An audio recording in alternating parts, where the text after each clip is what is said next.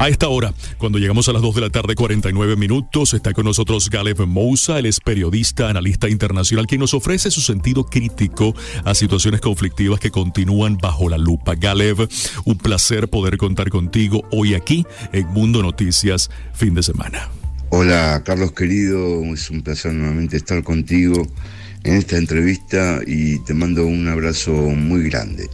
Un abrazo para ti también y para tu familia, Galeb. Comencemos con la actualidad en Sudáfrica, que estrena nuevo presidente, y es que Jacob Zuma, como bien sabemos, que venía ejerciendo el cargo desde el año 2009, recibió literalmente una orden de su partido, el Congreso Nacional Africano, para desalojar el poder, para renunciar a la presidencia del país en cuestión de horas. Le dieron 72 horas en concreto. Zuma, quien se opuso al principio, pues terminó por cumplir la orden, no sin manifestar abiertamente su desacuerdo. Galeb, a tu juicio, realmente, ¿cuál fue el detonante que aceleró de un día para otro un cambio de gobierno? Si Jacob Zuma, blanco de numerosas acusaciones por corrupción, lucía todopoderoso, a pesar de estas denuncias que tenían tiempo sobre el tapete. ¿Qué habría pasado, Galeb, si Zuma no acepta renunciar al cargo, si se hubiese rebelado, por ejemplo, contra la decisión de su partido? Por otra parte, ¿quién es Cyril Ramaphosa, el nuevo presidente de Sudáfrica, puesto a dedo, sin elecciones que lo avalen? Ramaphosa, vicepresidente hasta ese entonces del país, quien de entrada ha prometido expropiar la tierra de los granjeros blancos para, según sus palabras, devolvérsela a los negros. ¿Habrán elecciones en Sudáfrica en el corto plazo? ¿Qué es lo que va a pasar en este país, obviamente del sur de África, luego de esta decisión? Me parece sorpresiva este cambio en Sudáfrica, luego de 9 años de la presidencia de Zuma.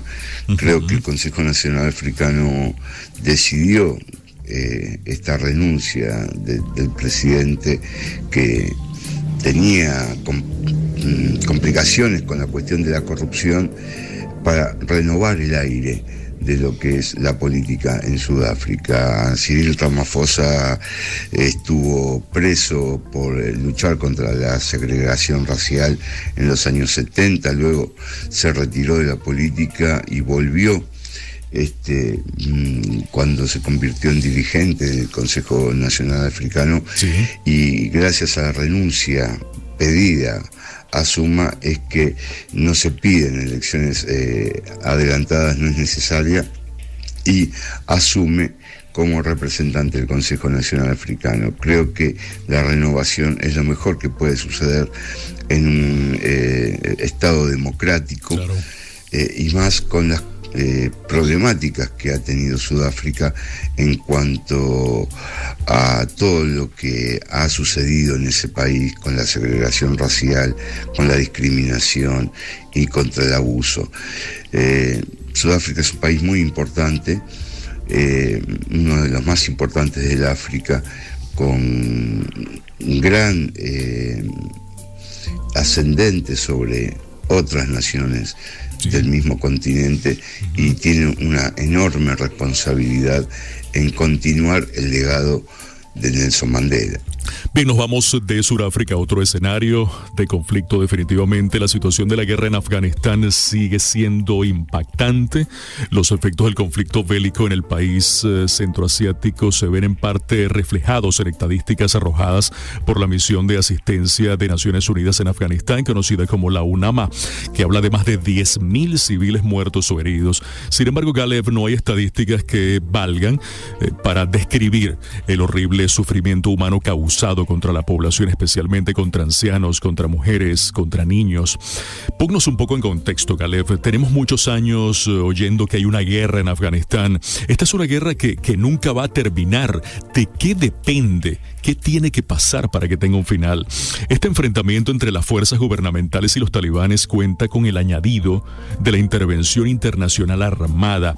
Ante este panorama, ¿qué ha hecho? ¿Qué puede hacer el gobierno afgano, si es que puede hacer algo, para proteger a la población de más ataques y más bombardeos de manera indiscriminada? ¿Crees a su vez que la comunidad internacional, Galeb, hace caso omiso de este drama humanitario? ¿Qué intereses están en juego? Porque los tienen que haber en este conflicto, que lo han hecho realmente interminable.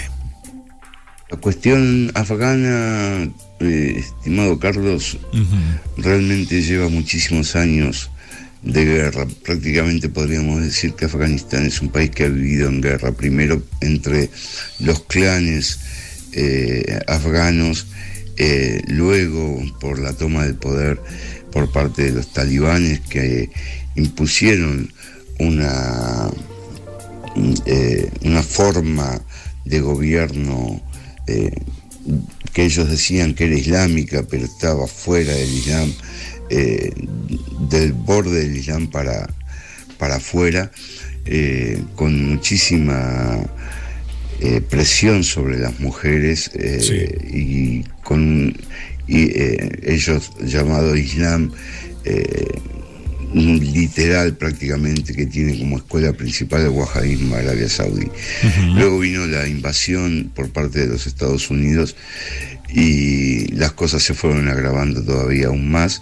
Es un país que vive a sangre y fuego todavía, que no dejan desarrollarse. Los distintos clanes también han vuelto a resurgir para disputar el poder en cada sector de Afganistán, un país que no está controlado totalmente por el gobierno y que realmente tiene enormes problemas económicos y una gran crisis humanitaria. El mundo mira para otro costado. Afganistán es un país apetecible para algunas potencias, por ejemplo, los invasores estadounidenses, por el gas que posee, riquezas naturales, por algo que mucha gente no lo ve, y son sus enormes campos de amapolas y su producción de heroína, algo que los Estados Unidos aprovechan por ser los primeros consumidores de ese estupefaciente. Lo que sucede en Afganistán poco le importa al mundo, es un país olvidado por el mundo, como hay tantos otros países olvidados por el mundo. Es una cuestión de humanidad prestarle atención a Afganistán, y es una cuestión también de las Naciones Unidas de poder poner un poco de orden en un país tan castigado por la guerra, por las crisis humanitarias, por el hambre, por las muertes. Realmente nos debería dar vergüenza como seres humanos seguir permitiendo que ocurran esas cosas y verlas desde afuera, en un sillón, sentados tranquilamente ante un televisor LCD. Hay muchísimos problemas en el mundo, siempre ocasionados por la injerencia de terceros países. Lo vemos en el Medio Oriente. Afganistán está un poco más retirado, ya tirado más al Asia Central, pero de los países del incipiente Asia Central es el que más problemas tiene. Bueno, Galeb, gracias por estar con nosotros, gracias por compartir estos minutos en Mundo Noticias fin de semana. Esta entrevista contigo no termina, lo que pasa es que por cuestiones de tiempo, pues lamentablemente llegamos al final. Sin embargo, estamos pendientes con un tema que quisiera abordar contigo en los próximos minutos, ya pues obviamente off the record, y con la finalidad de presentárselo a nuestros oyentes en el programa que tendremos el día de mañana. Galeb, gracias por estar con nosotros aquí en Mundo Noticias fin de semana. Un abrazo enorme, querido Carlos, y será hasta otra entrevista o hasta vernos en algún momento, si Dios lo permite, claro que en algún lugar del mundo. Un abrazo enorme desde aquí, desde Buenos Aires, la capital de la República Argentina.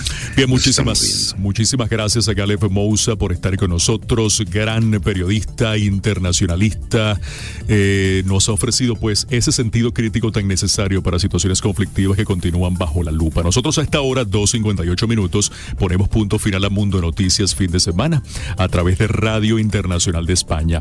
Bajo la dirección general de Carlos Peñalosa, se despide de ustedes Carlos Alonso. Recuerden que les espero mañana domingo a las 14 horas Madrid, concretamente a las 2 de la tarde, 1 hora menos en Canarias, a un nuevo recorrido informativo por todo lo que pasa en el mundo, nuestro mundo. ¿Y con qué nos vamos? Nos vamos a ir pues con un acontecimiento interesante dentro del mundo musical que tuvo lugar tal día como hoy.